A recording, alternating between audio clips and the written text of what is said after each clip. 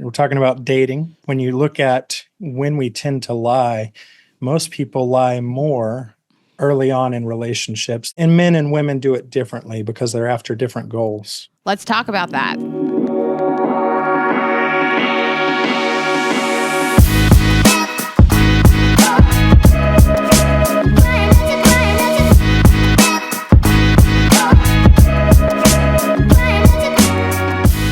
Podcast is a Dear Media production. Hi, guys. Hi, guys. Welcome back to another episode of Girls Gotta Eat. Welcome back. 1 month till the tour. Yay. I mean, 1 month and a couple days, but this is the week of in a month. I cannot fucking wait. I'm so excited, girl. Vegas? Everybody's going. Everybody's All of our friends are coming. I just keep inviting people. Like, I don't even know if we have tickets left. I just keep being like, the amount of people I texted this morning, you should come to Vegas. Everyone's like, y'all come.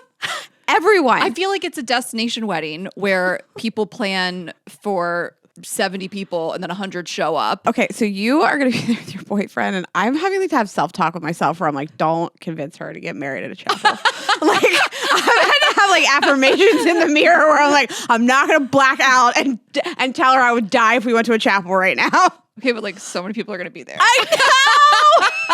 If we could get your brother to fly there, would you do it? If my family's there, all of a sudden I'm like, oh, I guess I'm getting married this weekend. I like the Little White Wedding Chapel. Ugh. No, everybody is going. Like so many, our New York friends. Like we had to ask for more hotel rooms. We were like, yo, can we get some? I know. I was like, a wedding Ashley, block. you really asking for this? You were like, can we get more rooms? We did, and they said yes. I went to the Cosmo. I cannot wait. I've never even been there. Everybody says it's the best venue. Yes, every time we say we're doing the Cosmo, people are like, what? You guys, it's next month. Just get the girl group together. Bring your slutty friends. If you want to fuck in Vegas, just come. 36 hours in Vegas. Just like pool party, dinner, our show, wake up, brunch, go home. Like, bus, another bus, club, another club. No sleep. The openers are going to be fire. It's going to be extra sexy. I am really having to reel it in for the costumes. Not the costumes. The stuff that I've been working on is crazy. I have to like put it back in the box. I need to know what you're doing in Vegas because I feel like I sent you this dress and you were Showgirl. like, cute. No, I said that looks hot. I said like I sent you flame emojis or something. Okay. But are you gonna be mad if I wear like a showgirl outfit? Mad. Tess just laughed at you. We're laughing at you. No, I'm kidding. I had like red sequin bodysuit with red feathers. Like I'm feathers. It's a showgirl outfit. Yeah, not the headdress. I'm not wearing the headdress. Please don't. You can't. That's I don't think I can take myself seriously on stage. I feel like when we don't perform, like, why am I living? Like, what am I getting all these stories together for to tell no one about? Like, I'm just part of our job. But like, no, we're not on tour. We make money. Oh, like prior. Like, I fucked that guy in Vegas back in the spring, and like, I didn't have anybody to tell about it. Right. Yeah. Because you guys weren't with me on a stage. Oh, right. We're going back to the scene of the crime. Yeah. That's crazy. Yes, I'm excited. So, all right, where are your feathers? We can't wait. And then immediately after that, my hometown show, Pittsburgh, and then Indianapolis, my college hometown show, and then Detroit, Ashley's favorite place. Yeah. So grab those tickets. My homeland. Girlsgottaeat.com. I got a little hair refresh, if you guys haven't noticed. It's not that different than what I used to have. It's lighter. It's a little lighter, but I mean, I've just been my natural color for a long time. But my hairdresser, I have a new hairdresser here in LA, recommended by my New York hairdresser. They've worked together. And I was like, I just couldn't go back to New York. So I was like, I need someone here, So she recommended her, bottom line, whatever. We got along really well. Loved her so much. Her name is Haley. And she was like, we were talking about touring and she was like, so tell me some of your like favorite cities that maybe like aren't New York, people LA, don't expect it. that people, yes, your favorite like unexpected cities. And I was like, you have asked the right question. She was probably like, oh wow, that's a lot. Like I couldn't stop. I was like, we love Ohio. I was like, Detroit. I was like, people don't give Ohio enough love. Like I was going off. Yeah, I was like, Indy. Have you been to Milwaukee? The best. Madison, Wisconsin. I was like, I can't wait to go to Madison, Wisconsin this we year. mean that. Like, what? Yeah. So like Rayna said, popping off in Vegas and then the following weekend, so excited for Pittsburgh, Indy, and Detroit, Royal Oak, if you will. And then of course all the other dates. But you guys can check all of those and get your tickets at girlsgottaeat.com. And we can't wait to see you. So excited. Okay, let's thank some of our partners and then we will get into the episode. Thank you to Fresh Direct. Get $50 off your first order at freshdirect.com with code GGE. And thank you to Amra. Get 15% off your first order at tryarmra.com/girlsgottaeat or use code girlsgottaeat. Yes, and thanks to Skims, shop the Skims Soft Lounge collection at skims.com. And Game Time, get $20 off your first purchase when you download the Game Time app and create an account with the code GGE. And ZBiotics, get 15% off at zbiotics.com/GGE with code GGE. Okay, so at this time today, when this comes out, we will have just gotten back from Jackson Hole yesterday. I have dreamed of going to Jackson Hole. It's been on I have a trips list on my phone of places I want to go to. And like Jackson Hole has been so high up on that list for so long. And you and I are not ski girlies. We're not like winter sports people. So it's like really a summer destination for us. In the summer. Yeah, exactly. Really so like we finally have planned a trip to Jackson Hole. I feel that like my soul is in Jackson Hole. I feel like I am meant to be with a cowboy and wear Western wear. Yeah. Like this is the most excited I've been to plan wardrobe for a trip. I have 100 outfits upstairs I have to decide between. What the fuck? I just to like see what you're doing. I'm so excited. I have suede, I have jean, I have fringe, I have silver pants. Everything is lace up. There's nothing that isn't lace up. I have stars on the butt of stuff. I have studs everywhere. What are we doing? I bought my first. Where are we going? Are we just going to dinner? Like, what's the plans?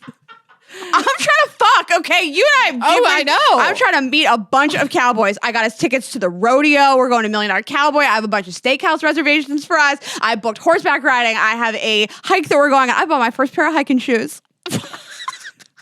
Rayna, when you were wearing a lace-up corset on that horse, they're going to be like, ma'am, you didn't need to wear leather pants on the horse today. Someone told me yesterday you have to wear pants to horseback ride. I genuinely forgot. Yeah.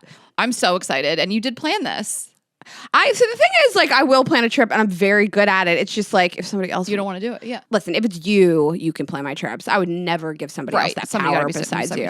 No, I'm really glad you like emailed us. We're just going with our friend Rob and his wife. And yeah, I mean, I have always wanted to go too. I've never been to Wyoming. Yeah, me either. Where else would you go in Wyoming? You say it like there's tons of destinations. It's just a state. We've been to a lot of states. That's true. There's only a few we haven't been to. Yeah. Nebraska, Wyoming, the Dakotas. Mm-hmm. And that's, I mean, maybe like Mississippi. Montana. I do want to go to Montana once. Same, yeah. No, I'm really excited. So I hope you get to live your truth. I feel like I got to get on your level. I don't want you out here literally looking like a live show and I'm in jeans and a bodysuit. So I do have to have some self-talk where I'm like, this is not a costume. Like, this is not Halloween. Like, the shorts I bought have so much fringe and studs on them and like this lace-up corset. I'm like, it's not Halloween. Okay, so you gotta stop. I'm not trying to, like, I'm genuinely asking, like, where would you wear that? Where's the line? No, where are you going to wear these shorts with your Thank you for lace-up corset and your like cowboy boots? Like, what is your vision? To dinner. To dinner. Yeah. Okay. Okay, I respect it. On our hike. Okay. And I saw that the weather does change pretty drastically. So at night it will be cold. So I'm just going to get in 2 outfits a day. Totally. Which I'm so amped about. I have so much fringe. It's like in my wardrobe day to day, I have it. Fringe. I love that. I know you have inspired me a little bit. I was like online using one of my like Revolve credits last night and I got these like leather, like brown leather pants. But I do have this denim corset I haven't gotten to wear yet. I just haven't had the opportunity. And so I'm going to do that with kind of like a coated black leather-esque kind of like crop jean with like a heel. That's amazing. Yeah. And I do have new silver pants. Okay. So I'll do those. Amazing. Like a black leather corset top. Yeah, I'm going to do looks You're too. in it. Yeah, okay. Yeah. No, I'm not going to like leave you hanging. Yeah. So I have silver shoes. I have like 4 different kinds of boots. I have cowboy boots. I just have knee-high boots. I have so many boots. You know, Rayna has no problem approaching people, meeting guys, whatever. She never has. But with Rob with us. Oh, Rob's going to do it all for me. I'm not going to do anything. But he won't let you, like he won't let me. Yeah, like he is like a coach. I love it. You know, literally just like your trainer on site. I feel like I'm going to get so much attention from the 3 of you, Rob, and his wife. Like, it's just going to be like, who does Rayna want to sleep with here? And all 3 of you are just going to like egg me on. Like, there's not going to be me saying that guy's hot and then I'm not going to go sleep with that guy. Oh I'm so excited. God, I can't wait. I'm so excited. I know. I feel like we really did some bucket list trips this year with Hawaii. Yep. And then I took my trip to Canada, but like this in the States, like these were 2 things that were on our list. It's been on my list for a long time. San Sebastian, I checked that box. And liking Paris, checked that box. And I just booked a trip back to Paris and London for the holidays. So I'm excited. Well, I had one to share this one story, and I think it's going to lead you into something that you wanted to talk or rant about. But I forgot to mention this last week when I recapped my vacation. I just thought that was very funny because we love to talk about seeing Girls Gotta Eat listeners in the wild. And I had quite possibly my favorite listener encounter in the middle of Lake Louise.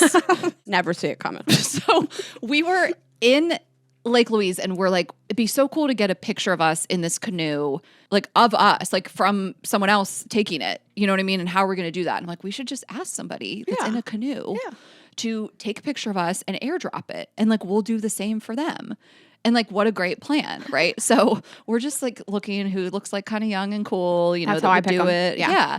And, you know, who can we get close? There wasn't a ton of people out there. Who can we get close enough where the airdrop will work, you know? And you have a So- TikTok account. Huh? But I try like to pick somebody. It looks like sorry. somebody like Tessa that looks like young and cool. Yeah, sorry. Sorry. I'm not young and cool. Apparently. You're like, what is TikTok? I didn't even get that. Okay.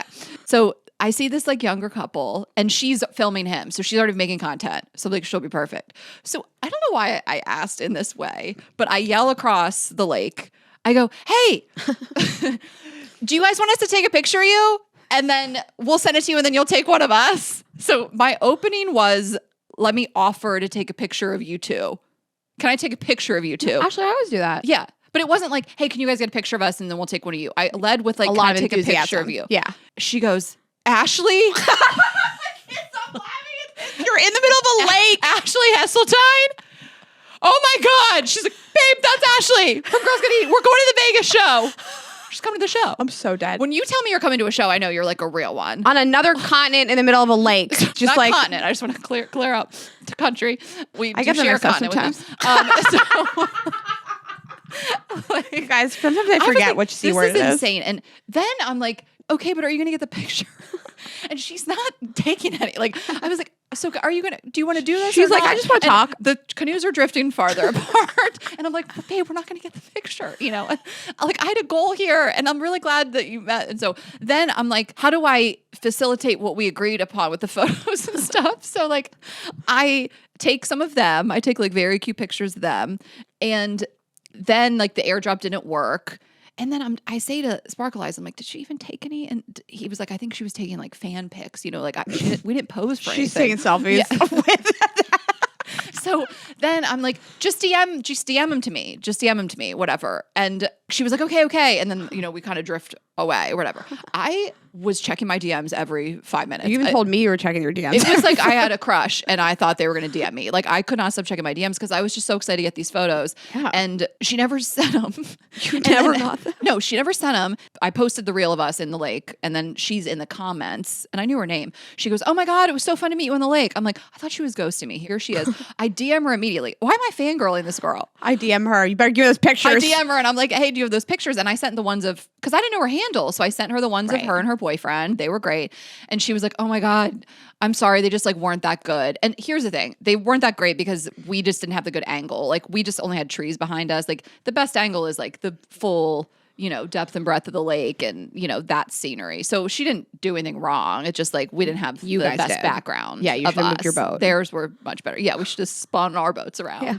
But she sent them and they were like fine. We just weren't in the right place. So it was just a very funny thing. And like that was at that point the first listener we had even encountered. Like we did see more in Banff and then it was like a lot. And it was a lot of people that like worked in restaurants and bars. And we did see some people once we got to downtown Banff. But at that point, really hadn't seen anyone in Vancouver, really hadn't seen anyone like Louise. We had just gotten there. And he was like, the fact that this is the first Girls Gotta Eat fan we've seen and it's in the middle of this fucking lake, it's crazy. You don't see it coming on a lake. I voiced her to you. I was like, I gotta tell you what happened. And Rayna goes, I just laughed out loud. A fan in the middle of the lake. Ha ha ha. If my hero asked me to take a picture of her on a remote lake, like the fact that I was just like, can I get a picture of you? Anyway. I always do that. I always like run up to people and offer first. Like when I was in Santa Barbara alone, I saw this couple. She was pregnant, and I was like, "Let me get a picture of you guys. Yeah. You look so cute together." And I'm Yes. like, "You're gonna turn this around and take one of me." Yes, obviously. and we saw this very cute couple, like my parents' age. They just kind of reminded me of my parents. You know, we're really cute. They were at Lake Moraine, and they were taking solos of each other, and we jumped in and asked if we could take a photo of them, and then they took ones of us, and they did a pretty good job, which now I want to kick it to you because I know you have a lot to say. Okay. I do have a rant. I'm going to pop off so hard because people are so fucking lucky when they ask me to take a photo of them. But we're going to just thank some of our partners, get right back into it. Okay, I am so excited to tell you guys about Game Time. I have told you about them before. This is a way that I am getting tickets for sporting events and concerts. And I mentioned before that I got scammed on these tickets for a Celtics game, a playoff game. And then I went on Game Time and was able to secure tickets. I mentioned before that they were less expensive than the exact same seats that were on another app or another site that I'm not going to name. So we're really into it. I love the app. It's so easy. You can see the view from the seats, and they have a new feature called Game Time Pics that makes getting tickets for concerts and events even easier. So Game Time Pics filters out the fluff to show you only incredible deals on great seats, so you don't have to waste time searching through thousands of tickets. I keep recommending this to people. Like, if people don't know about this, I'm like, don't waste your time and money on, again, other sites stuff that will remain nameless, but just really go to Game Time and pick exactly where you want. They have all-in pricing. So when you toggle this feature, it's going to show you the total up front with no surprise fees at checkout. Again, seat views, which is just necessary. When I'm getting tickets, I need to see what the view is going to look like. Lowest price guarantee and Game Time ticket coverage. And so, yeah, you really don't have to worry that these aren't going to be legitimate tickets or anything like that. Your purchase is covered with the most flexible customer service policy in the ticketing industry, which is great too. So we just love it. I mean, whatever you guys are looking into, concert, any show, anything that's going to be ticketed as far as like a big sporting event or a big concert, just get in there and find these deals and view your seats and just feel like your purchase is going to be covered. So you can take the guesswork out of buying concert tickets with Game Time. Download the Game Time app, create an account, and use code GGE for $20 off your first purchase. Terms apply. Again, create an account and redeem code GGE for $20 off. Download Game Time today. Last minute tickets, lowest price guaranteed. The app is super easy to navigate, and you're going to go right in. You're going to see where that $20 is going to be, and you just redeem it at your checkout. So. Okay, and our newest partner, I'm so glad to talk about Fresh Direct because I've been a long time fan and customer of theirs dating back to New York, because they really are like the only true replacement for a grocery store, and they offer a wide range of products, pantry staples, specialty items, great prices. I mean, I couldn't get enough of this when I lived in New York because I didn't have a car, and so to have something that I really trusted to deliver groceries to me was unbeatable. And I think there's some other times you get somebody to deliver groceries from the store and you're like, I don't love the quality of this. It doesn't feel as fresh as it is, but I have always been so happy with what they've done. Fresh Direct is farm to kitchen. The food is sourced directly from farmers, fishermen, ranchers, and delivered straight to your door.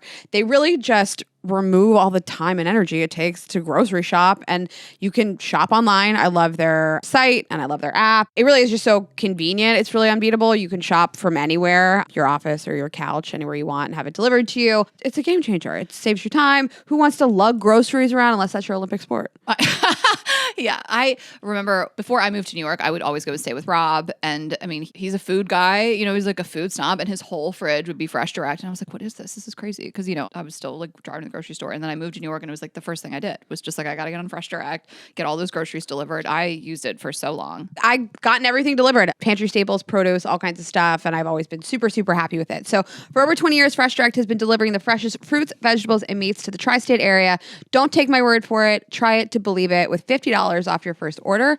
Go to freshdirect.com and use the code GGE. That's freshdirect.com, code GGE for new customers to save $50 on their first order. Terms and restrictions apply. See site for details. $50 off. Great deal.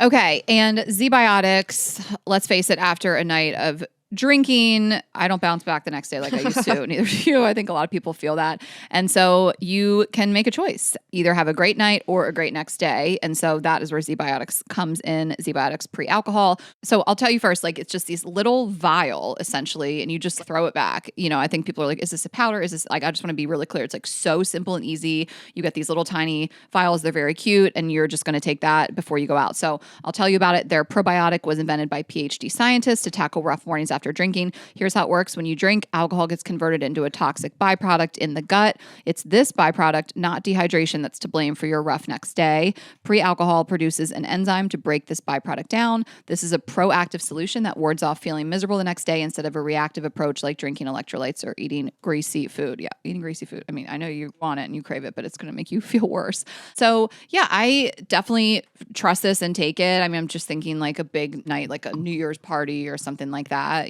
Just I remember taking it then, or even on vacation, it's good because I feel like you just drink a lot on vacation and it could be like every night when you're not used to doing that. And so this is just going to help you feel better the next day. And if you have horseback riding the next day or a hike planned, Rayna's she's going to be going so hard in her lace up corsets and her leather chaps. And she's really going to take this so she can get on that horse the next day, literally. So you guys can join the movement of empowered women like us, choosing ZBiotics for fresher and more productive mornings. Enhance your mornings with ZBiotics. Go to zbiotics.com/GGE to get 15% off your first order when you use GGE at checkout. ZBiotics is backed with 100% money back guarantee. If you're unsatisfied for any reason, they will refund your money, no questions asked. So remember to head to zbiotics.com/GGE and use the code GGE at checkout for 15% off. Thank you, ZBiotics, for sponsoring this episode and our good times. So I've been wanting to pop off about this because it's an ongoing situation. But developing story. Basically, I went home a couple weeks ago for my sister-in-law's baby shower, and I hired a photographer. Her name's Taylor Olison, and I tagged her in the photo. She's great if you guys are looking for somebody in Pittsburgh.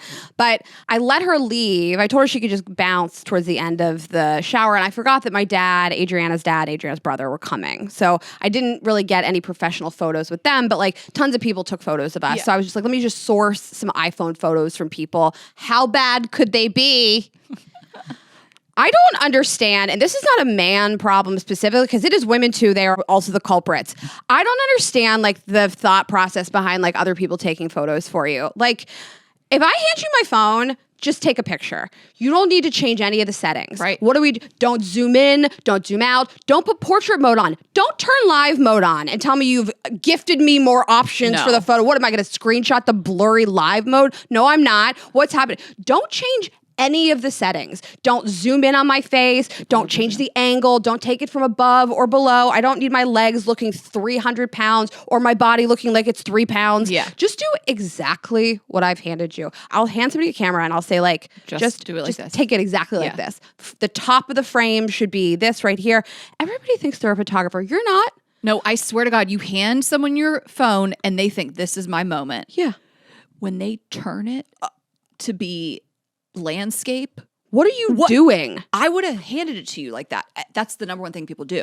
And that's fine if you want a I forgot about landscape that. photo. Hold it upright. If you are under 45 years old, how did this happen? Anybody that turns it to the side, I'm like, what are you doing? Obviously, I only want to put this on social media. This isn't for my memories. But hold it how I handed it to you. Exactly. How did we go from what I handed to you to live mode, portrait, and zoomed in? It's just so crazy. Like someone who's never taken a photography class, who's never had an interest in photography, you hand them a phone and all of a sudden they're like, this is it. I'm Annie Leibovitz. Yes. Like I'm going to make this, and they are wrong. People that take the phone and turn it diagonal, like they just dropped the most fire artistic idea. I want this diagonal photo. Or like, again, it's not gender based. I think men are worse at most things, when it comes to this, but they hold it up so high. Like I know that we used to say in the early 2000s that like this was a skinny angle, but like we've moved on. I guess some people still want it, but I don't want it. When you come up high, why? I don't want It's too high, though. It looks ridiculous. I look like a bobblehead. And like, also, if you're a person who's like, well, I want to look really thin, that's what Facetune is for. Yeah, that's why God invented We don't need Snapseed. to come up here. Yeah. What are you doing? Yeah. It makes me feel so crazy. And then once I hand you my phone, exactly as I've decided that it's going to be, maybe think about the photo. I don't want 6 feet of floor and I'm at the top of the photo. Maybe wait for people to stop talking and to make eye contact with the camera. Why do I have hundreds of photos where people are in the middle of a sentence? You just thought, now's my moment to take a photo. I'll wait for these people to be in the middle of a conversation to take the photo. The framing is so crazy. I remember really early on, like when I first moved to New York, my mom came to visit and I wanted to get these cute pictures of me. I was like in Times Square or whatever. And I had her take them. And I was trying to be as nice as possible. I was like, so Mom, do you see how like I'm at the top and then the whole bottom of the photo is the street, is the dirty street. That's what I'm saying. How do you... Too much ground. Yeah, too much ground. It's crazy. But I'm like, how do you not see that? I know. But it is a note that like if someone's never thought about it, which again, no shade to my mom, but like after that she did learn and she is great now. You do have to say to people like just look through the viewfinder and think about it. If there's no viewfinder, it's a phone. It's a giant screen. Just look through the view. Yeah. And just think about it. Yeah. And think about what would make a good photo and wait until I'm looking at you and not moving in the middle of a sentence and just do that. And Jeremy in Italy was taking all my photos. Jeremy, who's a photographer. Listen, he's great at food. He's a great food photographer and videographer. People, different subject matter. Jeremy was giving me so much runway below me of ground. Yeah. I'm just like, he kept saying, well, it'll crop in on Instagram. No, this is already the crop. Yeah. Just frame it appropriately. A very male trait I find is that they just think they know best and they get some weird ego about it. Like when I went to, this was when Jenny and Karen were in town, we went up to Cielo Farms and it's so beautiful. I mean, it feels like you're in Italy. It's this gorgeous winery. And we had this really cute server and he had like dropped some drinks or whatever. And I was like, can you get a picture like when you swing back around? He was like, yeah. He was like so cute. Like he was kind of flirty with us. I was like, he's going to be so excited to take this photo of us. He seemed like a guy I could tell him exactly what to do. And he was just going to like press the button. This man from the next table over hears this interaction. No. Oh, I'll take it. His wife. He's so good. When a woman tells me their husband is so good, no, he's not, sis. I was like, oh, God. And like, then the server looked back. Like he was upset. Like he looked back like, oh, I wanted to do, like he looked back upset. And I was like, now you've upset this server. So he couldn't get up. I got it. His wife. He's so good. You're going to die. He's so good. So I'm like, let's fucking see. Sure enough, turns it immediately landscape. I hated these photos so much. And I hated his energy. Just like, oh, girls, I got this. It was crazy to me. I want to know what happened to those women all the time. When I will never hand a phone to a man. I'm always like, can you take this? I search out somebody again who looks like Tessa, who looks like a person who has been familiar with the internet and photos and TikTok. And when they go, he's better at it than me, I'm like, what happened to you? But every once in a while he is. It's rare, but sometimes it does happen. I think that happened to us at the lake where the woman was like, he's better. And he did nail it. But that man, I felt so angry. His whole energy was just very like, men know best, like I got this, little girls, and so sure enough, I was like, thank you. I thanked him. I wasn't rude about it. And then as soon as that server came over, we got up again and he took the photos. And I was like, this is how it was supposed to go down. Yeah. The person who looks at this view every day. Yeah, right. The photos were terrible. Zoomed in. Stop zooming. Why are people zooming? I'll zoom if I want to. I'll zoom later. Yeah. We saw a guy at Lake Louise and here's where you're going to get harassed. He had a camera on. He was wearing a camera. So I think when people see a camera, they're like, you can take a photo. You have a camera on you. No. Yeah, that's your street cred. And we asked him and his wife laughed. And I was like, how many people have asked you? He was like, a lot. And he took photos, but he did not give a fuck. And I posted one on Instagram in a carousel. And the last photo was a zoom in of our face because we were not ready. Like, that's who took that? Yes, that man who took it. Like, I think he was like, fuck you. I'm done taking photos. I'm like, well, then you shouldn't wear your camera around your neck. No, what were you You're wearing? asking for it. What were you wearing? And it's just, this is a highly contested viewpoint to the point that I was really surprised. So the girl who painted me like naked last year, Camille Hunt in New York, she's great. Yeah. She put up this TikTok and it was very funny. She's on vacation with her boyfriend on a hike at a lake or something. And she's like, I want you to look at the photo I took of you and take the same one of me.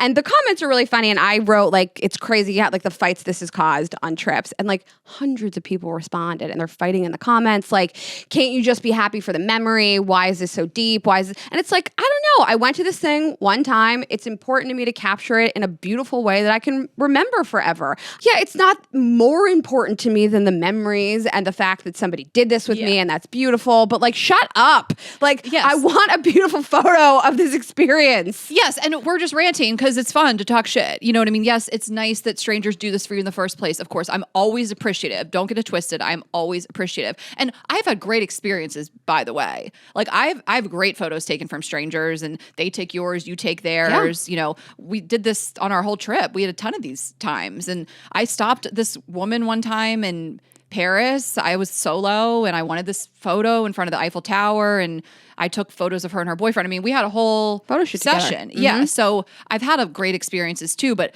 there's something when people, it's the energy of like, I know better and I'm going to zoom and do all this crazy stuff. Framing, not everybody looks at a photo that way, but it's more when you start doing stuff, your weird ego gets involved. That's what I have the biggest problem with. Also, these are the real villains of society. Beware of those people that are a little too confident, because they are always the ones that are like, I'm going to put this in portrait mode and hold it up 2 feet higher than your head. The people that are like, yeah, I could do that for you. They're the ones that take fire-ass photos. Although when somebody asks me, I'm like, you are so lucky. Like, I'll say that to them. Like, you're about to see Picasso paint this photo for you. But I take it really seriously. Like, I want you to have them, like, if especially in a place like Louise, Eiffel Tower, like wherever it is, like I want to do right by you. I'm treating you like I would want to be treated. Take a look. You want me to go back in? If I don't have anywhere to be, I'll stay there all day. Me too. And I'm always the one that's like, move a little to your left. You're blocking this thing. Do you want to do anything else with your body? Do you want me to turn the camera to the side? Yeah. No one's ever said yes. Yeah. You know what I hate too? When people they overact, they kneel down. And I'm like, I didn't ask you to kneel down. Like, they just get too much into it. They're showing off. So I have a whole camera roll full of 1,000 photos where everybody's in the middle of a sentence, looking the other way. There's motion blur. Like, I look like a different person in every photo because of the different angles and lighting you've captured. I think I need to find a photo and do a montage of all the photos of me and Sparkle Eyes, me and you, me and our girlfriends, of me going like this while they're taking the photo. Because the number one thing people do is turn it to the side. And I am going like this as they're taking the photo to try to get them to turn it. There's so many photos of me going like this. And they never pick up on Why that did they never pick up on the hand motion is what I don't understand. Yeah. I'm always yelling, so there's a verbal cue. Yes. And a visual cue, because my arm is outreach doing the thing. The universal sign for turn that around. So many photos of me and you going. I mean, every day I have photos, but like for some reason they don't pick up on these cues. They're like, well, they're in the photo. If it's someone older, fine. You know what I mean? Like, I give them all the like grace in the world. Like, as long as it's not some, mansplainer who is over here like, I got this, but like someone that's like my mom's age, like, just like she tried her best. Also, the other generation that you can't trust is Gen Z, and here's why. Because it's not cool to like just take photos like 3 girls like standing next to each other anymore. It's very millennial, like they all want to have like some action going on. So. They always want like some motion blur and some action. Like everyone's just like making a face and looking the other direction. Like it's very millennial to just take a photo of like a bunch of girls standing together, just smiling at the camera. So like Gen Z probably does. They do turn it sideways because they're just like, let's spice this up a little bit. I know, but the thing is like that's our culture from disposable cameras and not knowing what you were getting. Like they're trying too hard to not make it look aesthetic, which is also fine. That's their culture. Like they don't want it to look aesthetic, but the trying to not make it look aesthetic is obvious that you tried. All my photos are posed photos. That's my whole grid. I'm a millennial. But then I like showing realness too and it not being so curated. I wouldn't say that you and I have this like it's so curated. I think that's why people like that I posted that terrible photo of me and Sparkle Eyes, because it's like that's the realness. Like I don't know that we're overly curated. I'm like, this is our life. This is what we look like. But I feel like my best photo shoot with a stranger was when I had that Uber driver bring me up to the Home Alone house. And I think his name was like Ada Duncan and Ada Doken, something like, because I put his name in the caption. Yeah, you don't want to go. You want to get a massage or whatever. We were performing in Chicago. This is years ago. I was like, I got us that Home Alone house. And as we're driving up, I started kind of feeling him out. I was like, so when we get up there, do you think you'd be down to take some photos of me? Like, it was crazy. This Uber driver. He did a great job, though. Yeah, he did a good job. Was it me or the Uber driver that took photos of you in front of those cactuses in Arizona that time? We made him pull over so I could take photos of you in front of cactuses. Because the whole trip, I didn't get any photos with cactuses, and we're on the way to the airport. And I was like, we have missed this opportunity. And so, yeah. I just, listen, you can be happy for the memories if you want, whatever. Like, we're different. And I think it's not weird to say to somebody, like, look through this thing, do it how I want it. This is the kind of photo I have. How many more times are you going to go back to Lake Louise? Yeah. So, like, if I want it, I want it how I want it. Yeah. Oh, and you know what I will say? What has been just a game changer for me is my little Octo thing. I'm the only person left that doesn't have it. I'm showing it on YouTube, and I want to say Octobuddy. That's the brand, but the other brands make them, but you just get them on Amazon. But I like the Octobuddy. This is not an ad for them. This is like, $8 to $12 or something. And so I'll post a photo that I took with this. There was a photo we took when I was on this boat in Boston, and like I just stuck this to the bar. Like it doesn't stick on everything, but it sticks on most things. Mm-hmm. And I stuck it to like the bar ledge, and then did like the front facing camera and got like an amazing amazing photo. I use this all you framed the it. time. Yeah. This is how I got my time lapse, like going down the gondola. I mean, whatever, hot take, but you can stick it on a mirror. I mean, whenever we're making content in my house, we stick it on that big mirror, and it's just such a game changer. Like, I think that's a great option if you are on a trip too. And it's like, yeah, you got to stick it to something, but like better than whipping out a tripod. Like a lot of times you can find something to stick to. Can I tell you when we were in Catalina Island, Jackie stuck that to somebody's car to take a photo of us. I was like, Jackie, you can't be doing that. Like, it was somebody's truck, and I'll be honest, the angle was pretty good. So she stuck it to someone's truck. someone's truck window. I was like, Jackie, but also it looked pretty good. Someone's Cybertruck. I feel like it's like exploded in the last few months. I feel like everybody we know has it. Our friend uses it to take showers and FaceTime with her boyfriend. I know. She's so Icon. spicy. Yeah. The spiciest. Okay, so I recommend that. I have so many of them because I want them to all match my cases because I'm doing like a burgundy case for fall. I already have it, but I got to get the Octobuddy Oh, you got for a new case. Okay, I got I'm a new gonna switch. case, I'm and I'm gonna switch thinking my about getting the color. black Octobuddy. Burgundy and black. White would pop though. Let's talk Clear. about it. I don't mind clear. All right, we'll see. Okay. I ordered 2. I get so much compliments on my red case. It's like red jelly. I got it on Amazon for like a couple bucks. Yeah. But we're big fans I'm of a flaunt flaunt. girly. We're Yeah. flaunt. We like square cases. Well, a square case only. Have you ever tried to go back? It's like so embarrassing. Well, I really like Berga is my favorite like designs that they make. And you know, some companies like put the name of their thing on it real big, which I hate. I'm like, get out of here. Caseify or whatever. yeah. It says it all over the case. I'm like, like what your are you? Louis Vuitton. We don't need your name on this. Right. Like Berga is really small, but they don't make square cases. And I'm just like, you make the most beautiful designs. Can you help me here? Please Right. help me. Yeah, I'm a flaunt girly, and it's kind of expensive. Like people get flaunt dupes on Amazon, but I'm like, I'm just willing to pay. Like I have some brand loyalty to them. I love them. Flaunt, if you're listening, hit us up. Yeah, no, seriously. I'm sick of paying for phone cases. I get a new one every season. Okay. All right, guys. Well, I am going to tell you about Skims. Oh my God. I always feel like I'm writing a yearbook entry. What can I say? We just love it, We love it. so much. And I was saying to Rayna recently, like, I feel like something that I don't have so much of is like good lounge clothes, but like not pajamas, like for when people come over. You know what I mean? Around like, the house outfits. You're hosting, you're having snacks. Yeah, around the house outfits. You have so many. It's my whole personality. Yeah. And so that's just been something that I've solved with Skims Soft Lounge. We love the Soft Lounge collection. It's just like so comfortable. And of course, they make more than just like lounge clothes. I've talked about the Soft Lounge long slip dress, and this is the most magical dress I've ever seen. Like it just shapes you. It's like so stunning and so sexy. And so that long dress I posted on my Instagram, and I'm such a fan of it. That dress, I wore it with Sambas in New York, but like Adidas yeah. Sambas, but like you could really dress it up too. Yeah. Oh, yeah. That's what I said before. Like you can dress it down with like a sandal or a sneaker, or like you could wear it to a wedding, I think, with like the right accessories and the right shoes. And then the Soft Lounge scoop onesie. I love this too. And this is just something that you can wear again, you around the house, or just like put on sneakers. I mean, you could rock a heel with it, like however you want to style it. The Soft Lounge tank and the Soft Lounge fold over pant. This is just like a great set to wear around the house. And like we love their tank tops and their pants. I really love that fold over pant. I just feel like it's kind of like classic. It's kind of like the pant style I would like wear. It's a little nostalgic for me too.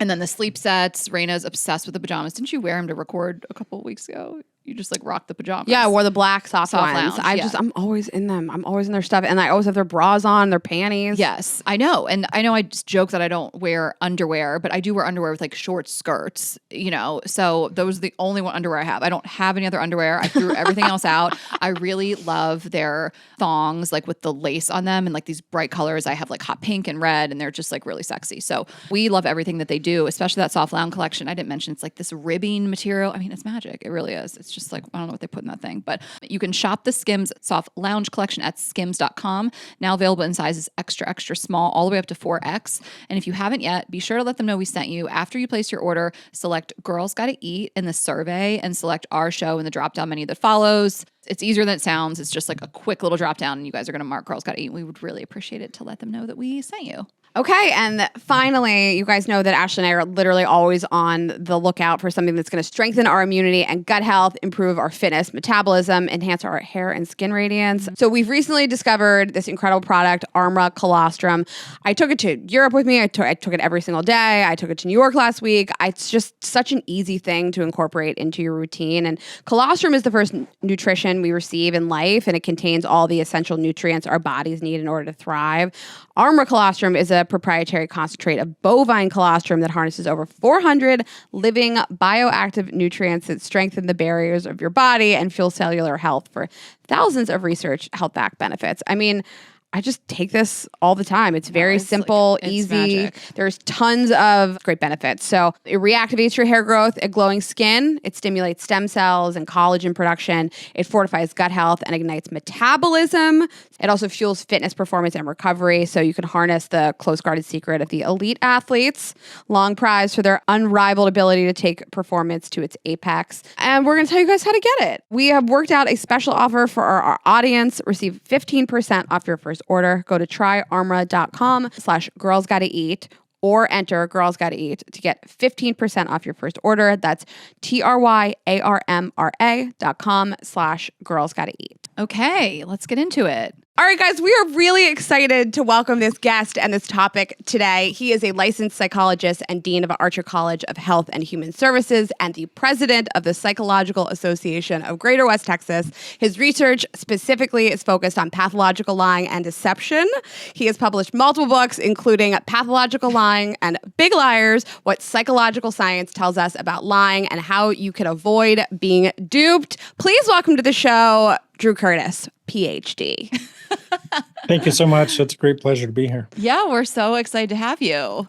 I really was just, like Rayna had said earlier before we start recording, just in bed last night with your book, learning how to be a good liar. No, just kidding. Did you practice some of that? Well, Ashley always tells me she's on her way, and I know that's a lie. Oh, yeah. I guess I lie every day. Yeah. So you still have some more practice to do. But I felt very validated in that everyone lies every day. So let's run the stats on that. Yeah, for sure. I think some of the comfort is knowing, that most people across the world throughout history, have lied. When I think real interesting, this dynamic of when we think about liars, it's like, we're all liars, but we don't like to think of ourselves that way. But yeah, there can be some validation to know that, others have done similar things that we've done, for sure. I love that because I posted on my Instagram. I was reading your books at this coffee shop and I posted on my Instagram, what questions do you guys have about lying? And I thought the questions would be a little different. Most of them were like, when is it okay to lie? Are white lies okay? How often do people lie? Is it cool if I lie? Like, I didn't really expect that. Is it cool if I lie? I mean, yeah, and we'll get into all of that. And we consider ourselves very honest people that don't lie to our friends and family. Besides, I'm on the way. And you know what? Most women are always lying when they say that. But that's why I had to stop sharing location with Rayna. But we want to hear about what made you want to go into this. So as you mentioned, I'm a licensed psychologist. So I'd done my PhD work in counseling psychology. And what really got me interested in this was I was working with a patient, and this is a patient who had been seeing me for basically he had been cheating on his girlfriend, and she found out that he was cheating through text messages. So kind of a last-ditch effort to save the relationship. He wanted to prove to her, okay, I'm sorry, I'm going to make amends. I'm going to do everything I can to get you back. So I'm going to go to counseling. And so I was about the second session with this individual, and he says to me, I never lie. And I was caught off guard. I was surprised. I was thinking, you never lie. Isn't that the reason you're here? You're here because you were cheating on your girlfriend and lying about it, and she caught you. That's all that was going through my mind, but I was just so caught off guard. I was in my training. I didn't know what to do. I thought I was going to be smart, and I said something like, you never lie, not even right now? And he said, no, without missing a beat, no. And so that, I didn't know how to handle that at the time, so I took that back to my supervisor, class, peers, and I said, what do we do in clinical context? Because for most therapists, we assume that people are going to come see us, they're going to pay money, and they're going to be completely honest about their woes and trauma and hardships and so forth, but that's not the case. So what do we do? And that conversation with my professor and fellow students lasted no more than 2 minutes. There really wasn't, what do we do? So that piqued my interest. I wanted to dig into this area and see specifically at the time, how do we deal with this in therapy? But more broadly, how does it affect people beyond therapy? It is interesting. Cheaters will say, like, I only lied once. It's like, well, you lied hundreds of times. But then I was going to ask you, I didn't know if this was the point you were getting to, because this is in the book too, of was he a liar, or was he technically always telling his girlfriend the truth when he was like, No, because you have this thing in the book that's like talking about different types of lies and lies by omission. And the one example is so blunt. And it says this guy telling his girlfriend, she's like, "What'd you do last night?" And he was like, "I just hung out on the couch and watched TV." And then it says, "Except you called your ex over and you had sex." So technically, he didn't lie. He did just hang out and watch TV. But his ex also came over and someone they fucked sucked his dick. Yeah. So it's just, but that guy, just to close the loop on him, was he just a liar? And he was lying to you and he'd been lying to his girlfriend. And that was kind of the whole situation there. Well, yeah, back to that, is he a liar? Kind of what you said, that when we think about, this is something I've been real fascinated about. When we think about when we've been lied to, we think about times people lied to us, they are liars. That they're horrible people. They're bad people that have hurt us. But when we put the shoe on the other foot, the perspective's real important. When you think about you lying in your relationships, why do you do it?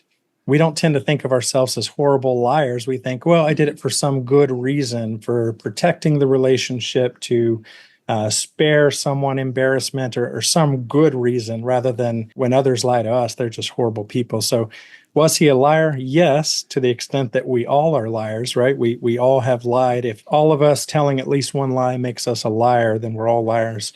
In that moment, though, I guess I was surprised is because, it seemed like a disconnect where he was saying the reason he came to get help was because of his lie. Yet when I ask him about lying, he says he doesn't do it. And I was like, well, how do I deal with that discrepancy? It's like, you clearly do it, and that's why you're here. But you're not admitting that to me or yourself in this moment, I think was the harder part. So the other part you had about the omission, most deception researchers, including myself, we would say, you asked, is it a lie if you, girlfriend is saying, what'd you do last night? And you leave out information. We would call those lies of omission. So anything that's not telling the truth would be deceptive, would be a lie. You know what you're doing, and that's the intention. And obviously intention is a big part of it, which you talk about in the book. That's right. That's the most important part, is intent, that you're intentionally trying to make someone believe something you don't believe to be true, for sure. So maybe that answers my question, which is like, let's talk about white lies and people that kind of lie a little bit here and there to save somebody's feelings versus like compulsive pathological lying, like to actually classify somebody as that. Like women tell altruistic lies and they don't want to hurt people's feelings. Men are more deceptive. Like, it's in the book. Yeah, no, I want to talk about like who lies and what they lie about. But what like when somebody says like this is a pathological compulsive liar, like how do you categorize that? Yeah, that's been my more specific interest in research. And this is one thing that I think the scientific community has been behind the popular culture. We talk about pathological lying, and it's almost present in pop culture, specifically when you think about elections and presidential elections and so forth. Pathological lying, compulsive lying pops up. Psychological and scientific community, it's been pretty sparse. In fact, there's not, as of yet, a diagnosis in the DSM for pathological lying. So the work I've been doing with Chris Hart is largely trying to get that recognized. And in sum, your question is, what's the difference? Pathological liars are those who tell excessive lies more than the general population. So typically on average, 10 lies a day. Their lies are causing them impairment in functioning. So it's causing them problems with relationships, sometimes occupations. It's causing them pain, distress. They don't like the fact that they feel the need to lie so often. And typically it's putting themselves or others in danger. And so it's doing all that to an extent that doesn't look like the normal population, or what we'd call normative lying. Yeah, and I think we probably overuse that word, like a lot of words we misuse or overuse, and I like that you broke it down in the book. It kind of has to fall into these like 4 categories. Like pathological is a pretty heavy word. So, I mean, people could be encountering that or not, but I think more often than not, the things that we want to talk about are probably not people that are like pathological liars. Yeah. But I like bringing it up, and I especially like talking about it in terms of an election year. Well, the other fascinating thing about pathological lying, when we typically think relationships, we think about people that lie to us over and over again, which could be a pathological liar. But I think what I've found is many times we think of pathological liars as these con artists that are manipulative. Mm-hmm. They're working their way to, we're talking about briefly earlier, having multiple sexual relationships or multiple partners, and they're constantly calculating the next lie or the next scheme. But that's not what we typically see with pathological lying, that it's not that much forethought. In fact, a lot of it's absence of forethought that gets them into trouble. Okay, that's interesting. Yeah, it's just in the moment, like, I'm going to lie about this thing. Yeah, and I think what we've seen in our circles is just this incessant lying because you've kind of dug yourself into a hole you can't get out of. Like, they start to compound. Do you see that? I mean, it's just, I'm thinking of someone we know, and it's like all the lies are around this relationship that it just feels as though this person can't like right this ship where they've gone too far down that path. Yeah, there's a clinical psychologist, Jordan Peterson. He called this the Hydra hypothesis, the mythological character, the Hydra, that, you cut off one head and several grow back. And I've written about this and found this in my research, that what happens is lies beget lies. And you'll find with pathological liars, typically they'll tell a seemingly innocuous lie, like something like, "What did you have for breakfast?" And they say a banana instead of cereal or something like that. Right. And then they have to build Weird upon lies. that. That's right. And they're like, why'd you lie about that? That's inconsequential. But then they tend to Yeah. grow, they now have to keep that lie up. And in one of the cases that I worked with, an individual started lying about feeling ill, which then perpetuated into missing school, which then going to doctor visits, which then became 2 years of therapy with a psychotherapist. All of this on a small lie that was seemingly inconsequential. So yeah, you'll see that where lies will grow into bigger lies and more. So I do want to talk about who lies, and I want to circle back to like genders and different kinds of jobs and things like that. But like, when somebody has this characteristic that they lie and they build upon the lie, do you see across the board, are these people, and I know it's probably very varied, but like, do these people live in anxiety at all times that one domino is going to topple the whole pyramid? Or is this just become so comfortable of a way to live for so many people that they don't even know what's the truth and the lie anymore, and they're just like, I'm going to exist? There is a high level of anxiety, to mention your point. In fact, what happens is in a social relationship, the person's feeling anxiety, and when they tell a lie, it actually reduces their anxiety in the moment. So it makes them feel more comfortable. The lying does. But hours later, they tend to feel remorse, or they'll ruminate thinking, oh, why did I lie about my breakfast choice? So they do feel guilt. And that's where it's not this cold, calculated, heartless person. They'll feel guilt. Why did I lie about that?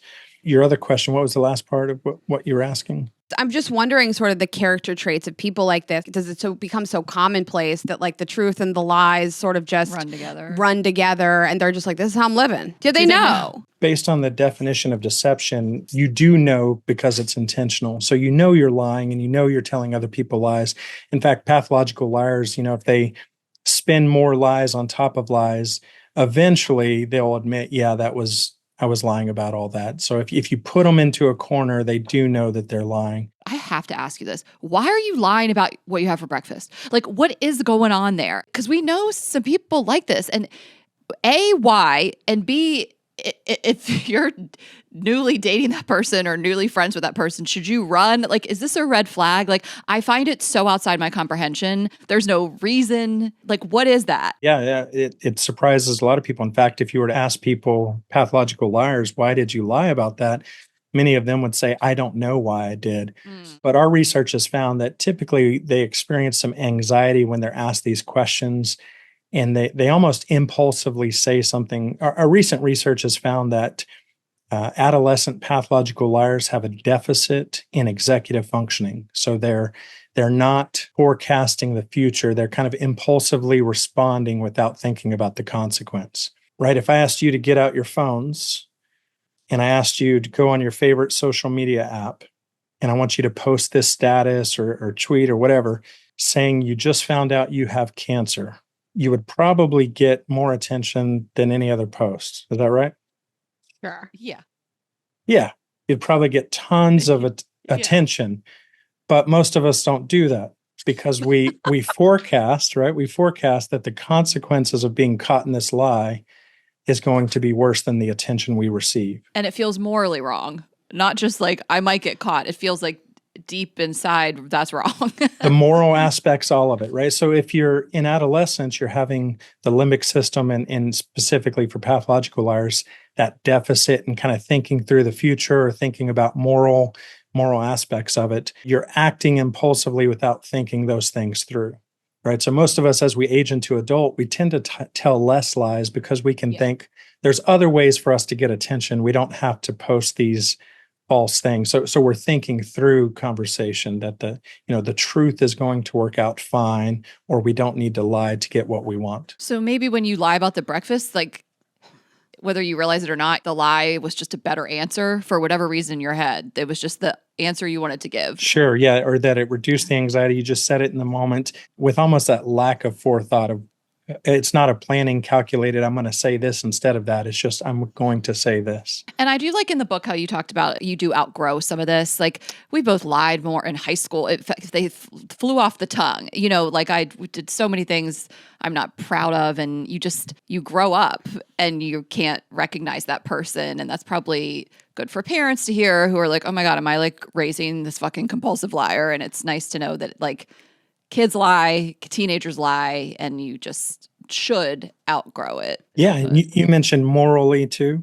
So think about if you're responding about cereal or what you had for breakfast, that's not really calculating on your moral radar of, this is a big moral wrong. I shouldn't do it. So it's going to have less of a concern there. I'm fascinated by people that have that relationship to the truth, that you can just let this lie leave your body. And I was involved with somebody who just lied about everything, and it would be dumb stuff. Like he would say like, I'm sick, I stayed home today. And I would like have seen on his Instagram story he went skiing today. And watching him lie directly to my face was such a crazy experience because I was like, I'm like watching the face of evil.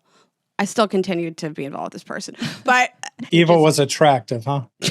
Yeah, we all have problems, but it's crazy to watch those lies leave somebody's body, and you're like, you just don't feel in your body the way I do when I tell a lie. The way that I feel in my body, the anxiety, it's overcoming. I could never do that. Now, is that true even if you think you're telling a white lie or a lie for someone else's benefit? Lies for the people's benefit. I mean, I don't think that you have to tell the truth about everything all the time, no matter what. I think, there's nuance to it. If you're going to save somebody's feelings and telling them the truth wouldn't bring anything positive to their life, I can understand lying about something like a white lie, but every situation is sort of like a one-size-fits-one type of thing to me. Yeah, I think the haircut is the number one example. It's just like someone got a bad haircut and they can't go back and change it. So you just tell them it looks fine to spare their feelings. I mean, well, I'm glad you mentioned haircuts. What do you think of mine? This is Rayna's whole big bald guy fan. Yeah. She's done so much for the bald community. I really have. I really have encouraged so many women to sleep with bald guys. So you're welcome. Thanks for that white lie. I really like it. Can we just talk about like personality traits of somebody who is predisposed to lying? Because I think you break it down into 5 personality traits.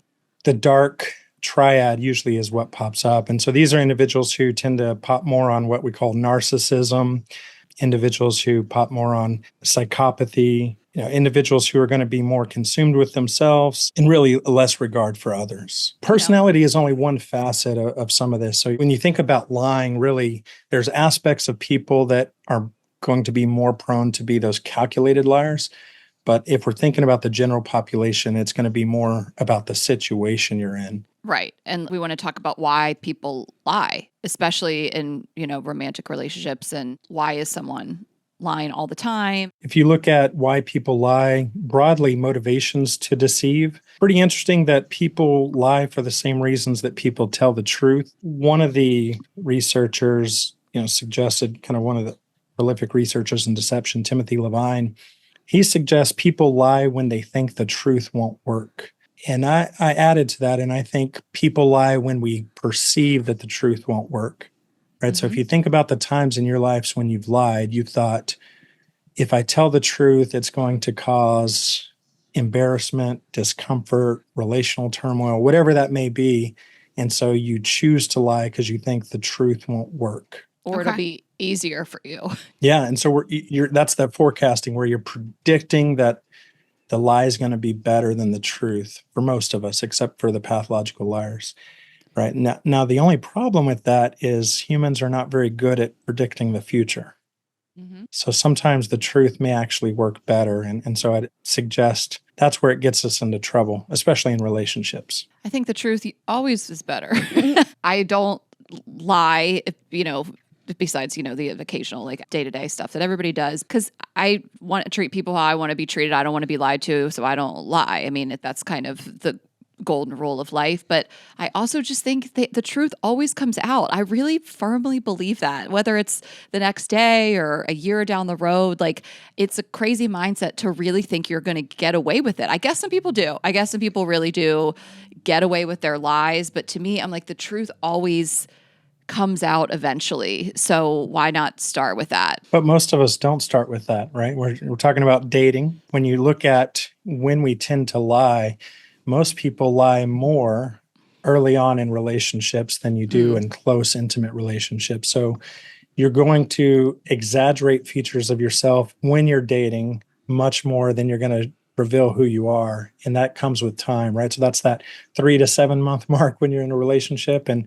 if it doesn't stay together, it's because you've become who you are and less lies. You're this is who I really am, and this is who the person really is. And so you decide yes or no. But yeah, significantly, most lies are told up front. And a lot of those reasons for impression management, right? That we're trying to facilitate an impression. And men and women do it differently because they're after different goals. Let's talk about that. Page 130 in your book. So I notated it, but what do men lie about versus women, and what's the motivations, and what is the crossover? Because there's quite a bit of crossover as well. Some of the research in psychology that looks at this talks about mate selection, right? That men and women are after different things when you go just to basic biological needs. So men tend to deceive more about commitment, long-term commitment, that they want that, and having more resources, money, and so forth. Whereas women tend to be a little more deceptive about youthfulness and appearances, physical appearances. Okay. And I find it interesting that you said that 3 to 7 month mark, because I read this stat, I don't know where it came from so many years ago, that you can kind of pretend to be someone else essentially for 3 months, and then it really doesn't work past that. I just think that's interesting that you could do it at the beginning, like you said, like it's really heavy on the beginning and then you get found out. And also I feel like 3 months is when we start to like really socialize with a partner as friends, and those lies are easier to be checked. And so it becomes a little harder, I think, to lie. But do you find, is there a crossover between what men and women tend to lie about in the beginning of a relationship? Well, yeah, it's about some of that, right? That men might be early on exaggerating resources or money. I have all these things. I'm only looking for one person for the rest of my life. Any kind of status, commitment, resources. And whereas women, typically the deception is going to be more the physical appearance or youth. So maybe highlighting aspects, makeup, clothing, things that present a certain image about what they're after. And so interestingly, though, I've done some research with some colleagues years ago. Women at least have adapted. We don't know, we haven't studied men, but women are suspicious when men talk about money or commitment on dates early on. Right. So if you're on a first date, second date, early dates, and men talk about, they start flashing all the money, cars, pictures of resources, things they have, and they start saying, I want to be with just one person, one special person. That's where women become most suspicious. So even though men deceive about that, women counter that with suspicion. In fact, women are least suspicious if men talk about what we call non-mate value things. So on a first date, if I say I really like tacos, women are going to be least suspicious about that because I'm not talking about my commitment or money. We know that you like tacos and you're lying about wanting to be in a relationship. That's just history. Yeah, exactly. And you might guess too, women are also least suspectful if the pendulum's the other way. Men say, well, I don't have any money and I only want a one night stand. Women are going to be least suspicious, but probably least inclined to continue the relationship. That's a tactic. So I guess my big question is like, how can you trust someone that lies? Like, that's the big thing with cheating, like, how could I ever trust them again? But even if it was early on, even if they lied about something early on and then you're in a relationship with them and you're committed and you find out that they lied about that thing early on, are you like, oh my God, they're a liar. How could I ever trust this person? Because here we are on one hand saying everybody lies, some more than others, some bigger than others. In the book, there's a distinction of like an average person and then a big liar, right? But can people just deceive their partner and have an affair and then go back to being in an honest relationship. I mean, I think that's everybody's concern is like, how can I trust someone once they've lied more than a little white lie? Let me kind of go broad and shed and make sure I get back to this trust issue that you're talking about if I don't get there. But I think it's important that we remember while everyone has lied, most people do not lie often, right? So I think this hope, optimism is that most people, in fact, within a 24-hour period, most people tell 0 lies. So really the default position of people is honesty. Most people are pretty honest most of the time. Some of what I research with Chris Hart is those who aren't. So the big liars, the pathological liars, those are the exceptions, though. That's not the majority of people. Right. So it's good to keep that in mind that most people are honest most of the time.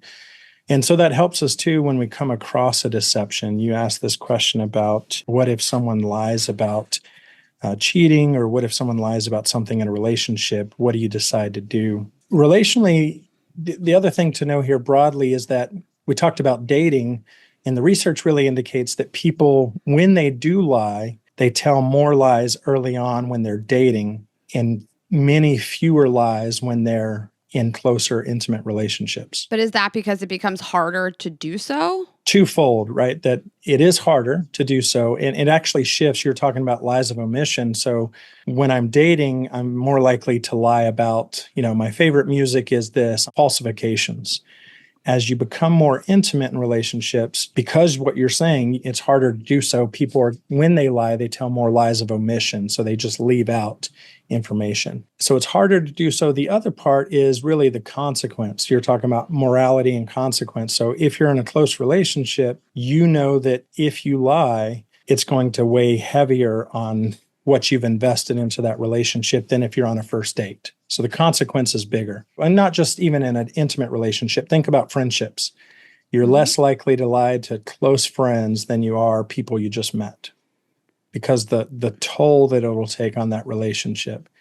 All right. So now the problem, though, is when we do lie in intimate or close relationships, the lies tend to be of greater magnitude. So they're things like you talked about, infidelity or finances or some bigger transgression. With trust, clinically and research, really the hardest thing to recover is if a transgression is coupled with a lie. Not if you confess what you did necessarily gets you off the hook. So I don't want anyone to think, you did this, you need to come clean and everything's perfect.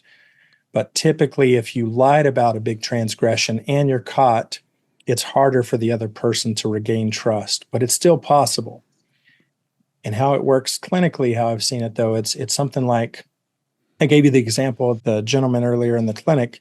He said, look, I'm not cheating. I'm not doing these things anymore. Why doesn't she just believe me? It's on her terms now.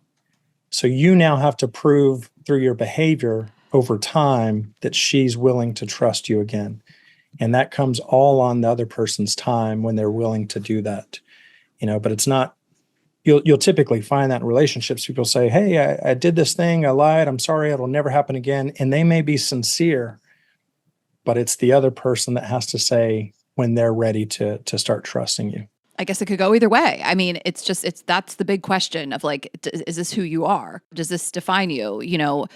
If you lied to my face every day for however long because you were cheating or you were doing this, or financial infidelity, those types of things, is that just your personality? Like, I'd love to see the stats and like, does that guy, for example, never do it again? And I don't know the answer, but that is the question I think everybody asks themselves, and I guess you have to get to the root of the problem. Why did they cheat? Were there other issues in the relationship? I mean, that's what we've said before. Like the cheating, I think for women, it's the lying that it's harder for them to get past sometimes than the act of the infidelity sometimes. Yeah. If you lied about this, what else am I being duped about? Yeah, absolutely. Right. To me, like infidelity is almost this outlier to lying. It's like it can be situational and in sort of a box of like, well, we've been together for 10 years and things are stale and we're horrible to each other and we don't have a sex life and I met somebody at work. I can see that. I can see the road to that. It's almost the people that make me a little more uncomfortable is in the beginning of a relationship, a collection of little lies that make me very uncomfortable. And I mentioned that person before who I did not not go on to have a relationship with. So I made a joke about it, but I can't ever actually see myself being in a relationship with somebody who even like says that they went to the grocery store, but really they went to the gas station. Like if you're comfortable with little lies to the point that like, I'm not sure why you're doing this. It just seems like fun to you. Those people scare me more than somebody who has an affair and it actually could be an isolated incident, even if you told 100 lies around that affair. Does that make sense? Yeah. For you, is it that you don't understand why someone would tell the lies? But if you understand, that makes it a little more acceptable. Sounds like what you're saying. Yeah. I mean, I understand why people lie about cheating. There's a benefit to it. It's really nuanced and layered. We've had Esther Perel on the show a couple of times. We really talked to her in depth about cheating, and it's a great episode. But yes, little lies in the beginning where I'm like, I don't know what the benefit here was. Are you lying about a banana? Right. Yeah. Like what is wrong with you that sentence left your mouth? I also think probably it is someone's level of guilt and remorse. I mean, I would really be, if this were me and I got cheated on and lied to, like I would need to believe on a deep level that lying to me all these times really ruined your life. Like that you feel so much remorse and guilt surrounding it that I can trust that you have some moral compass and that this has affected you so badly that you won't do it again. And that's the motivation for not doing it again. Like if someone is just like, that was the worst. I felt terrible every day. I was sick over it. And that makes you not want to do it again. It's the old cliche, right? Fool me once, but fool me twice, right? Shame on me. Right. That we maybe were willing to tolerate being fooled once, but some of what you said, we don't want to be lied in other areas or this to happen again, right? That then it's shame on me because now I know. And there's this really interesting phenomenon that's deemed, we're talking about lying in relationships, and lying necessarily it has to happen in relationships. It's between, people, at least two or more people. And there's this phenomenon called the ostrich effect. When you discovered that maybe someone lied to you, you start looking back through all your relationship history and you start thinking, how did I ever get duped? Or what else did they lie? So throughout history of the relationship. But the ostrich effect is that sometimes we're willing to stick our head in the sand and able to not, willingness to not know if we're being lied to, or we may accept that we might be lied to and just don't want to know because we want to assume things are going as they should. And so that's on part of the other person saying, well, I really don't want to know if you're doing X, Y, and Z. So I'm not even going to ask you about that. Yeah, I mean, you see that with wives of athletes. And I understand that there is a benefit to putting your head in the sand, quote unquote. It's different. You've children, you've built a community with this person, you financially rely upon them. I mean, we have all the sympathy in the world for somebody that has been backed into a corner and has to deal with these type of things. Should we talk about how you can detect a liar? I mean, I think our audience is going to be like, well, how do I know? And I don't think it's one simple black and white answer, but at least just discuss it a little bit, because I found really interesting in the book that you said good liars act like how they think an honest person acts. Like they will employ certain tactics like eye contact and staying calm and not looking around. And there's various things, but that's not even necessarily how honest people act. I just found that very fascinating. Like they're playing the part of an honest person. It's Halloween. Yeah, they're cosplaying honesty. So anyway, I found that interesting. You guys can read the book and read all that. But we do want to talk about, are there tells? Is there anything we can do? For me, it's evidence-based. I'm looking at the receipts and I'm running the tape on things and I'm actually going to gather the evidence. But when you're in conversation, Yeah, you make a good point. How do you know if someone's a liar? I say if they're older than 2.5 years of age, they're a liar. So we're all liars if we're 3 years or older. But to your point of how do you know if someone's lying, what you pointed out, evidence is really important. A lot of researchers, myself and others, will do these laboratory studies where we record people on screen and they're either prompted to lie or tell the truth about questions. And then we bring our research participants in, they watch these videos and they have to determine, is that person lying or not lying? And there's tons of research that's done it this way and looked at these laboratory studies. And we find that there's no, what we call Pinocchio's nose. There's not one behavioral indicator that changes when someone lies. But interesting to your point about evidence, what we find is how people actually detect deception is not how we typically do it in the labs here at the universities, research labs. How people typically detect deception is exactly what you said, getting evidence, or like the person I talked about earlier, that his girlfriend took his phone and found these text messages. So most of the time when we find out if people are lying, we usually have some evidence that is discrepant from what they said. So we have evidence. That's one way. Another way, you talked about morality, is many times, people might feel their conscience eating on them and they'll just confess, hey, what's going on? What's up with you? You seem, so they may confess, I'm sorry, I lied about this. And usually those are the two ways that we typically discover deception, from the evidence, from confession, or kind of a mix of those things. That's how it happens in real life, rather than these deception research studies where you're trying to look at behavioral cues and if people shift their eyes or shift their hands.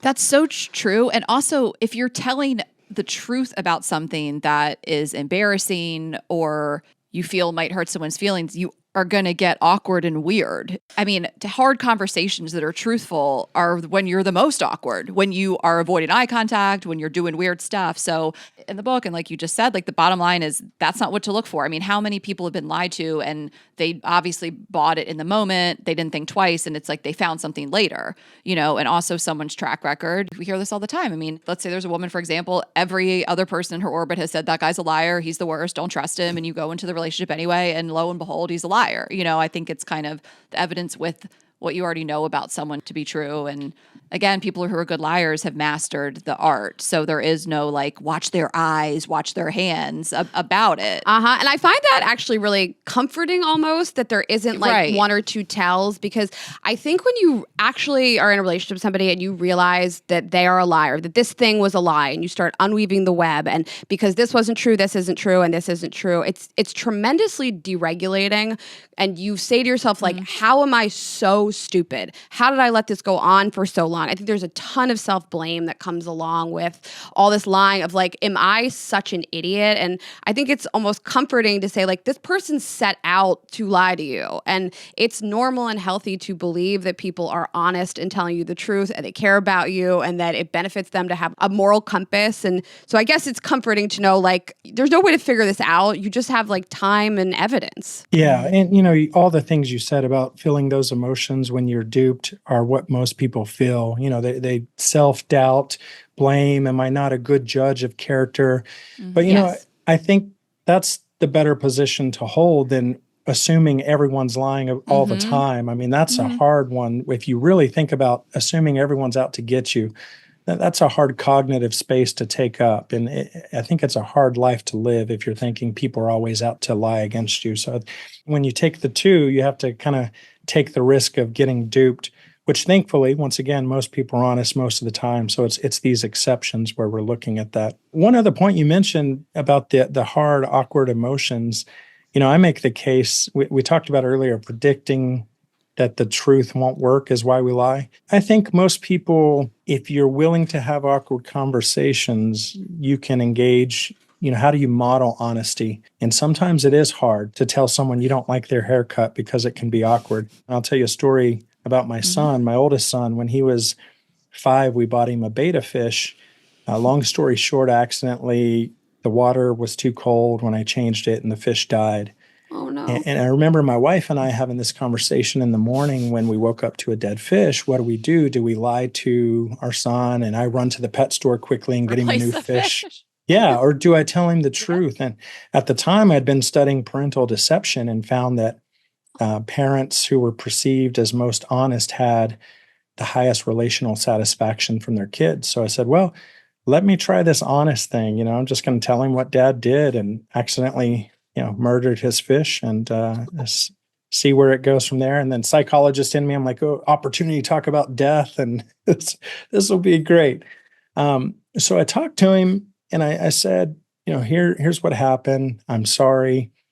And here's what we can do. And without missing a beat, my wife thought he was going to be, scarred, hurt, upset.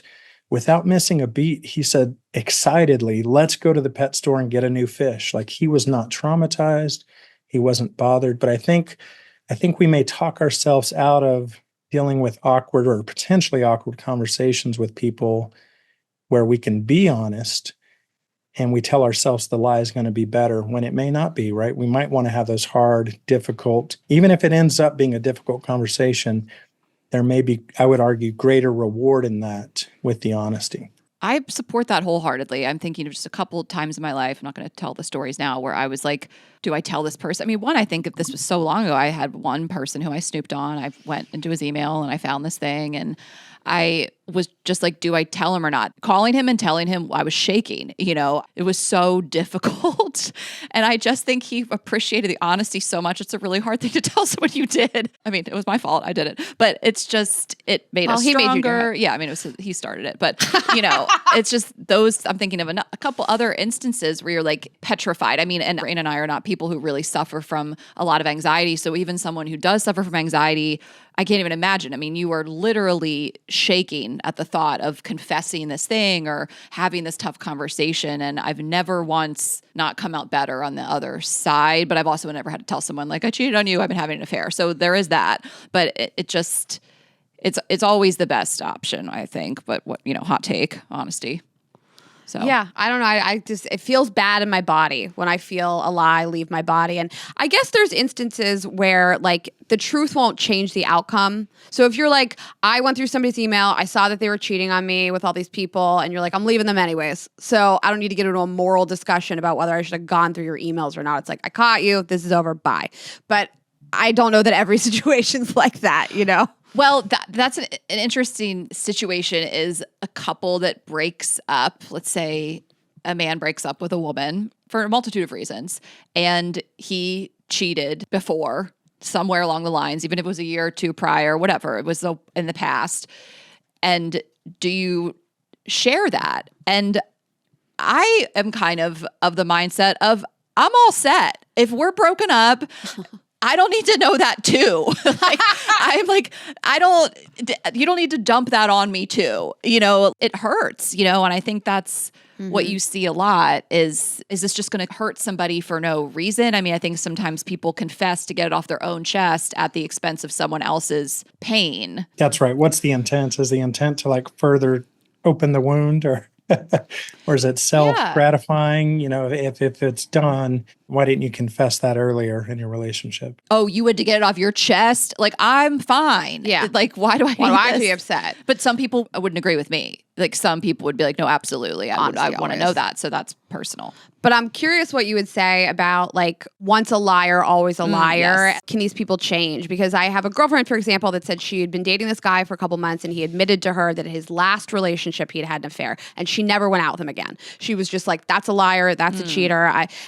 I don't subscribe to that necessarily. I think it's sort of what you said previously of how do they feel and speak about the cheating? What is their reaction to it? So I'm curious, can people change, and should we give people a chance when they sort of say something like this? Yeah, well, you're asking a psychologist, so I'm optimistic. I think people can change. And I've seen change. It's about people's motivation. And I think that's the harder part, their motivation to change. With relationships, it's harder because both parties have to be willing to change together in that. So if one person's already closed the door, that's the hardest thing. I mean, it's probably not going to be an opportunity. But if both parties recognize that we do want to change, and it may be a long road or hard road or something like that, but both are in it. Yeah. So it comes down to motivation. What's the motivation? And you talked about, I caught someone one time and I'm done with them. I've worked with pathological liars who are telling excessive lies constantly. And even there's hope for change. And even their significant others realize that they lie frequently, but are willing to work with them, through therapy. One of the ways I mentioned is, modeling. Instead of lying, let's have tough conversations about the truth. And that's what you can do in therapeutic contexts. So seeking out a therapist, you can do that. Opportunities to have those conversations together. And I think that can grow a relationship stronger. Like when you can deal with hard, awkward, uncomfortable things together with a conflict resolution, that's going to make your relationship stronger. But you have to want that, right? So some people say, nope, this person or whatever, this isn't worth it for me, so I'm done. But if you want it, I think definitely there's hope for change. Yeah. So if somebody is just a liar and they're unwilling to admit to you, if you're sitting here saying, I know this is not the truth, and they're unwilling to cop to the behavior, there really is nothing you can do with that person. The door is just closed to the truth. Yeah, if they're not willing to change, then that's probably the Right. bigger issue. Yeah. That's right. And that's And I like- relationships in general, right? If you're not willing to make changes, then Yeah. Like you said, I like that your point. Like some people, this could have been their default. Maybe their parents were liars. You know, maybe tough, honest conversations have been something they've avoided their whole life. They have to understand how to have them and that it'll be okay. I'm not like in defense of pathological No, liars. but like being a people pleaser. Yeah, like they're so avoidant of those tough, honest conversations that it takes practice and a willingness to learn to have them. Yeah. that's right. And in, the other book, you mentioned Big Liars. The other book I wrote with Chris Hart, Pathological Liars, our final chapter, chapter 10, we provide recommendations for families, couple therapy. How do you come out on the other end? So there are ways. I'm optimistic that people can change, but yeah, you have to want to. That's the basic part. All right. Well, thank you. This was great. And we really do encourage people to read the book because it is a wealth of information. And, obviously there's parents that lie to you. There's lying in the workplace and friends and things like that. So, learn how to deal with that. Where can people find your book, your research, your work? Anything else? Do you want Instagram followers? Whatever you want to plug. Have an X. People can follow there. Our books are through the American Psychological Association or Amazon. You can look up the books there, research. Some of that's on my website or reach out, email me. I'll be happy to share anything with you. If you just search Drew Curtis, Angelo State, you'll be able to find that website there. Okay. Well, thank you for your insights and your time. We really appreciate it. Yeah, thanks. Well, no lie, this has been a very fun podcast. So I appreciate you both as well inviting me on. Yes, we honestly enjoyed it as well. Yes, we did. Thank you so much. You have a great day. Thank you. Bye. And you guys know where to find us. Again, girlsgottaeat.com for those tour tickets. We can't wait to see you guys out there on the road. Girls Gotta Eat podcast on Instagram and TikTok. I am Ash Hess. Rayna is Rayna.Greenberg. And subscribe on YouTube. Share this episode with a friend. Again, our other company is Vibes Only. Hit Vibes Only for all your sex toy and cleaner and everything else needs. And then we will see you on Thursday. Have a good couple of days, guys. Bye.